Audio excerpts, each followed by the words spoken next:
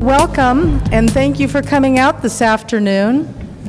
I'm Cindy Powell with the Orinda Association. Today, we're going to focus on prevention, preparedness, and evacuation.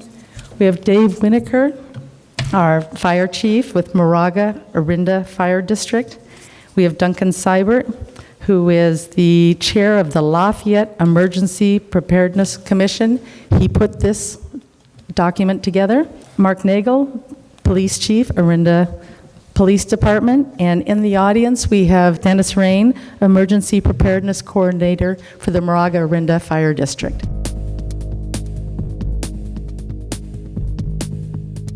To orient you to the problem, these are the very high fire hazard severity zones as CAL FIRE has designated them. The reason I put this slide up is to show that, one, there are significant areas of red in North Orinda and in the La Morinda area, and two, that the threat we are primarily concerned about for a catastrophic regional wildfire is emanating out of the wilderness lands in the Briones watershed to our north, and it will be carried by a diablo wind in the fall by a north or a northeast wind. Ambient temperatures are not a critical element to fire spread. Low humidities and high winds are. And those events have always occurred in California in the fall. But the difference now, and the primary driver of the change of fire behavior over the last several years that we have seen, is that with the onset of climate change, those diablo winds are now preceding the onset of the rainy season. So the conditions that have created historically bad fires on a periodic basis are now a recurring annual event, which means our exposure to the potential for one of these large-scale fires is here and is here to stay. John Radke and his team at the Center for Catastrophic Risk Management, John is also an Orinda resident, have been modeling this problem for years. So we've been able to harness that and identify what would happen on 30-mile-an-hour winds with low fuel moistures if they model a fire start right here where that star is, which is at Bear Creek Road and Happy Valley, right on the eastern end of the Briones Reservoir. And what you see with the colored outlines here are modeled 1-hour spreads. And so what that model shows is in about 4 hours, most of Sleepy Hollow and the Downs will be consumed by fire, and the primary evacuation route from the Downs will be impacted by direct flame impingement and will therefore be closed to traffic. So that's a pretty scary scenario, especially given the speed at which that fire is modeled to spread. The next thing they did, they made recommendations for fuels mitigation work within 30 feet of the shoulder on both sides of Bear Creek Road, making specific mitigations. Take out this brush, trim this tree to this height, masticate this understory, and then they ran the model again. With all other conditions being equal, the machine says the fire will not jump the road. And what that means then is we took what could have been a catastrophic fire running through about 1,000 homes in North Orinda and the Downs and Sleepy Hollow. Instead, this becomes an interesting column of smoke and the loss of some grass rangeland that will regrow with the onset of the next rains. This is a fire that we will be able to aggregate the effective firefighting response force to put out, and we'll suppress this without any loss of property or loss of life. This is the goal we are driving towards, and this is the work we are doing with the North Orinda Shaded Fuel Break to create essentially an interruption in the continuity of fuel along the northern edge of the district from Acalanes High up to Inspiration Point along approximately 14 miles. That will buy us time to prevent a fire from spreading into the populated areas that we are concerned about. This work that we're doing in the exterior around the perimeter of the community that only addresses the ground component of fire, the fire that moves from tree to tree, from brush to brush, from blade of grass to blade of grass in a linear manner along the ground. The fire also spreads through three-dimensional ember cast, or blown firebrands, or flaming objects that can be blown miles in advance of the main body of the fire.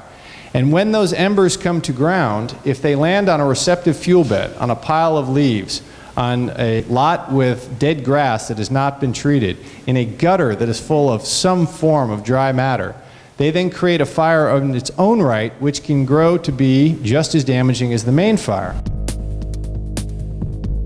So now we pivot to what you can do. The appropriate response to the three-dimensional spread of fire is that every parcel owner, every resident, does defensible space work both to remove fuels immediately adjacent to your house, which will help against the ground component, but also along your entire property. So the entire parcel has been cleared so that if an ember lands, it is less likely to start another fire. Lots of people have told me, as I've given this talk throughout the community, that I don't see how doing one house is going to make a difference. But when that person does the work, and their neighbors do the work, and their neighbors' neighbors, and et cetera, et cetera, et cetera, and we get up to 5, 10, 15, 20, 100 homes in an area have completed their work, we have now created a fuel break inside the district that will stop or slow the spread of fire, will buy time for responding units to get there, it will buy time for evacuations to be executed, and for any residents who are either unable or unwilling to evacuate, it will increase the survivability profile of their shelter-in-place option of remaining in their home. The best way to do that is pursuing FireWise Community Designation, the program of record for capturing the work done by residents to reduce fuels and reduce their fire risk. It is a great way to harness a group of neighbors to focus on the problem. It is an element you can include in the conversation with your insurance company about either the rate or the insurability of your home. And the district is eager to partner with neighborhoods that are interested in pursuing that. We have several that are getting very close to certification, and we look forward to encouraging others. What should be done on every parcel is grass should be cut to less than 3 inches. Brush should be thinned or removed. An isolated stand of brush is fine.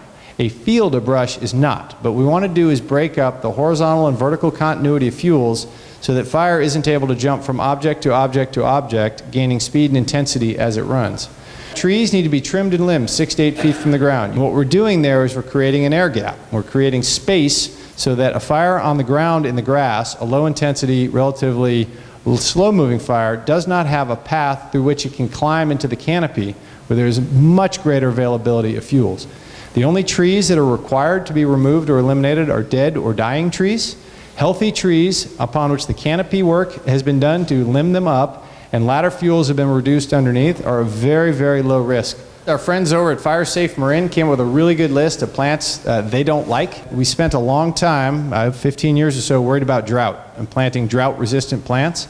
Well, most of the qualities that make a plant drought-resistant also make them very dangerous from a fire standpoint. But you shouldn't have them right next to the house. And they shouldn't be in a continuous bed that would allow fire to move from point to point. We also would like to see roadside clearance. A lot of our roads and streets are very narrow. Remember, during any evacuation scenario, as we are trying to get all of you out, we're also trying to move very large fire engines in.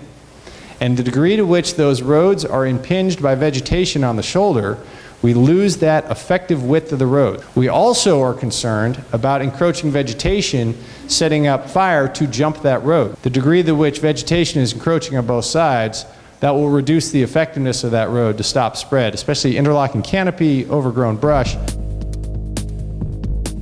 Think of anything that could cause fire to spread into your home. Take a lap around your house, right next to the perimeter, looking at the foundation. If there are accumulations of dead grass, dry leaves, dead or decadent plants, those sort of things right next to your house, you're creating the conditions for a fire to start right next to your house. The next step would be to do that same lap, but looking up this time. Look at the eaves. Is there a trellis delivering decadent vines directly against the house? Are there branches and leaves encroaching under the home right up against the eave? And are there collections of dead material, specifically pine needles and leaves, in the valleys of your roof and in your gutters? Because if you have those on your roof, you're creating a receptive fuel bed and potentially a spot fire on your house itself. The ordinance requires within 100 feet of the home that all consumable or combustible vegetation has been maintained in accordance with those standards. We are doing outreach and education, and we're going to be issuing citations for people who are non-compliant. This is not something we've done a lot of in the past. We're focusing our priority of effort along the evacuation routes to make sure those roadsides are clear and those parcels have been cleared back. The city is not responsible for roadside vegetation maintenance. As an easement, and the property owner is responsible for maintaining that vegetation. In the fire district, there's 14,000 parcels. We will never have the resources to do gardening and landscaping and maintenance work on 14,000 parcels. And we need to mobilize the community's ability to do work on their own parcels to start there and reduce the threat of a fire spreading from your land onto your neighbors. If a fire occurs and you have done your defensible space work, that's going to slow the fire. That's good. However, we still have the potential that a fire is going to exceed our efforts and will require evacuation. If you sign up for the Community Warning System, the CWS, you will receive our notifications. When you sign up for the CWS, you link your cell phone number, your email address, and the ability to text to your address. And that means when the CWS goes to make notifications, you will get notification via 4 avenues. And one of those is likely to get through if we have 4 ways to get a hold of you. If we have not been able to contact you to tell you you need to evacuate, we are trading space for time to get everyone out, and your clock hasn't started yet because you don't know there's a problem. Signing up for the CWS is the best way to be notified. It's the primary mechanism we're going to use. In this county, we're very fortunate to have a best-in-class, everyone else wants it, system. Nixle alerts are an interesting way to get non-emergent information, things about road closures and so forth, but the actual notifications will be made via CWS. If you're signed up for Nixle, I would strongly encourage you to also sign up for CWS.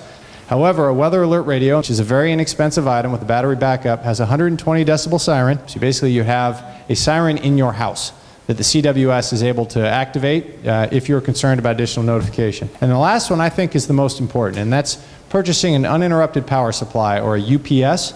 And it doesn't need to be a very big one. This is about a $100 item. And what that will do, if you have a cordless phone, that will keep the base station powered. If your phone doesn't work, you can't receive the call telling it's time to go. The second thing that will do is power the router modem that keeps your Wi-Fi up. Then your smartphone still is able to communicate with the outside world, and you are still able to find out what's happening, get a notification, check traffic conditions, get alerts about what roads are opened or closed, all of those sorts of things that will inform your decision of how to evacuate and when to evacuate. The third bullet there I think is critical, and that's developing a neighborhood notification plan. If you are notified, we would ask that you and your neighbors have thought about, a bottom-up, resilient, organize your own neighborhood manner, how you're going to tell your neighbors there's a problem.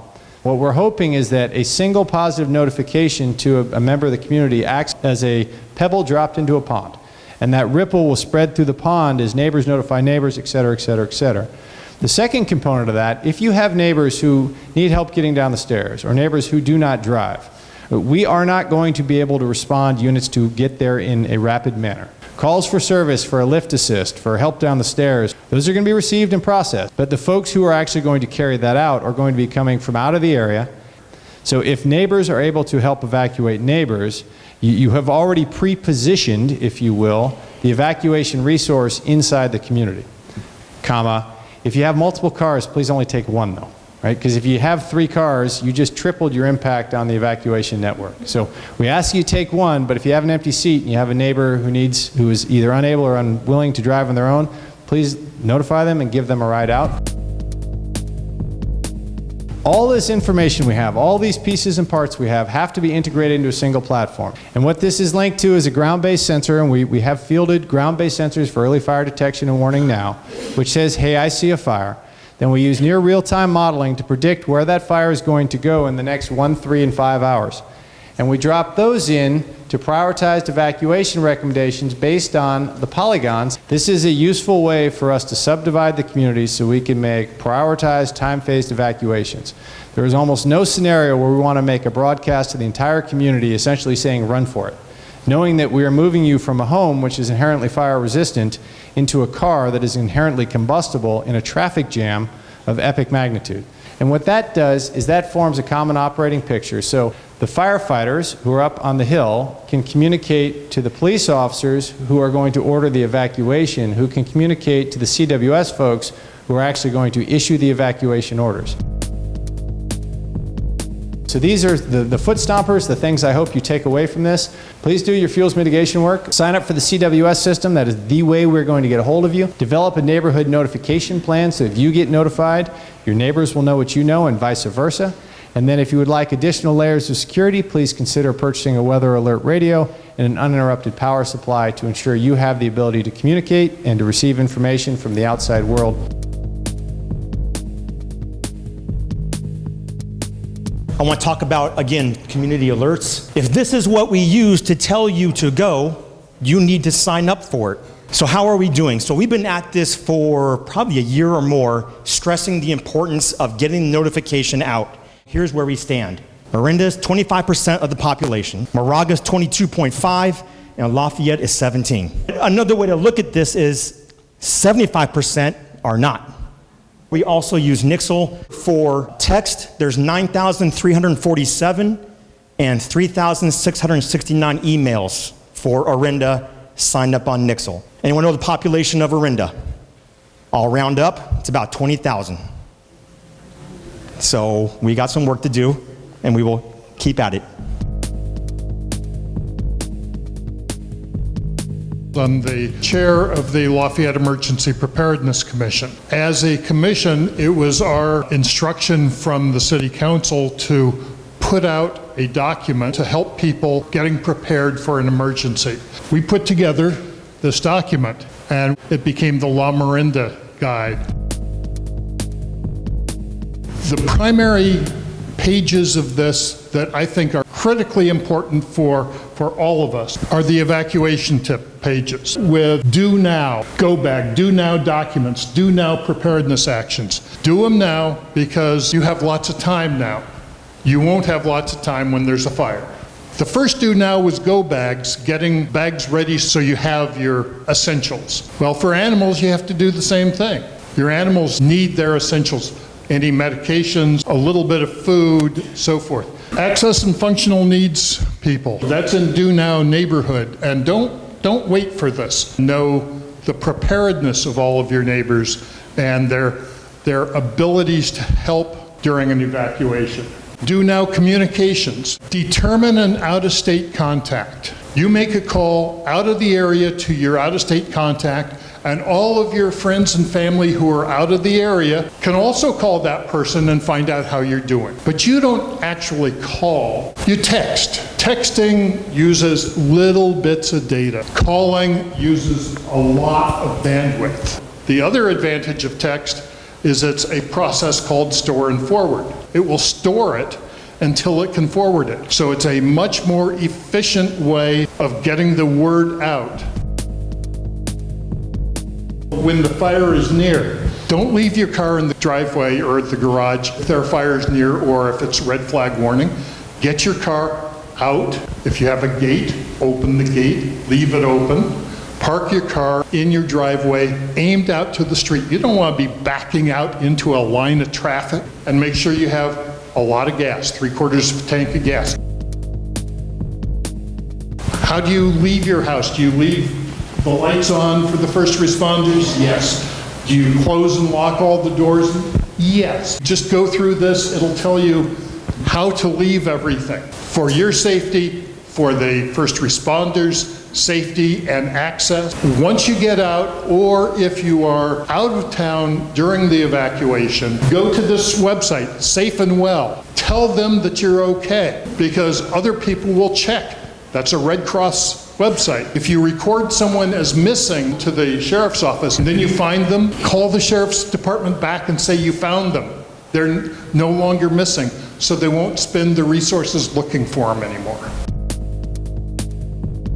If, worst case, your house is burned down and you've lost everything, by having copies of all of these documents, it makes your life a lot easier. Gather all the documents that affect you, grab your cell phone and take pictures of them, and then save them into the cloud. Save them in a couple of places. Then when you go to the local assistance center, you can just sit down and say, here's my thumb drive, or here's my cell phone. Here are all of my documents. Your insurance company and the agent and the phone numbers and your policy numbers, your passport, your social security, your military DD-214, your dentist, your primary care doctor. Who are they and what's their phone number? And then put your prescriptions down at the bottom. You'll never get back to where you were before a fire, but you can get back to a lifestyle that is good. But go through and prepare your home. And then think about insurance. What insurance do you have? Do you have enough insurance? And what will your insurance cover? For the insurance, take your cell phone and walk through your house and just photograph everything. Just do a video and talk into it and describe it. That's how you prove you had it, so your insurance will cover it.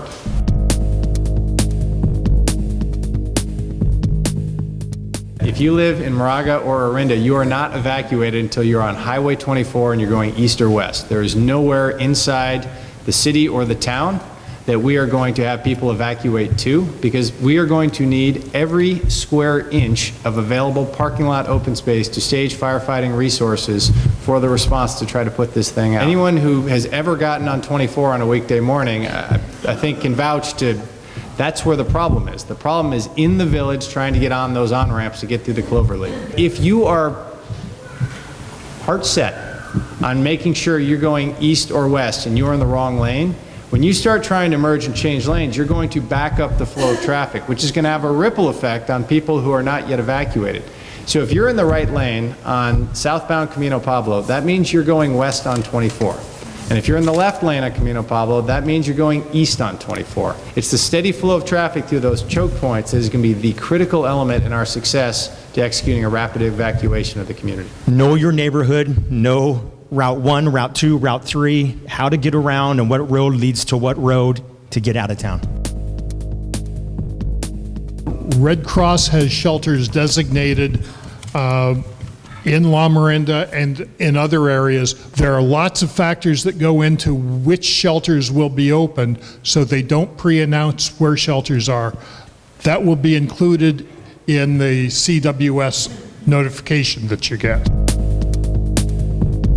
We used the CWS during the evacuation exercises in Moraga in December and in Orinda in January. We will continue to work that process and refine it. The system works. It's exercised on a regular basis in association with the refinery alerts. The pathway essentially is the same system that was used for the presidential alert that was sounded last October when every phone in the country went off. So we're very confident that the pipe will work, but what we need is to have the receptors on the end of the pipe, and that involves everyone signing up for the system. June 15th is the requirement that all work has to be completed by that date. Any parcels that are not complete by that date, you're welcome to submit a complaint to the district. We're largely complaint-driven when it comes to responding on things other than the primary evacuation routes and the perimeter of the community, and that can be done via our website, fmaid@mofd.org, or by calling the office. I encourage the email. It's much easier to track the complaint when they come in that way. When we receive a complaint, we check both parcels. We received a number of complaints where we've been pulled into a neighborhood dispute, and when we check both parcels, that usually resolves the issue. Thank you to Mark Nagel and Duncan Seibert and to Dave Winokur for taking time out today.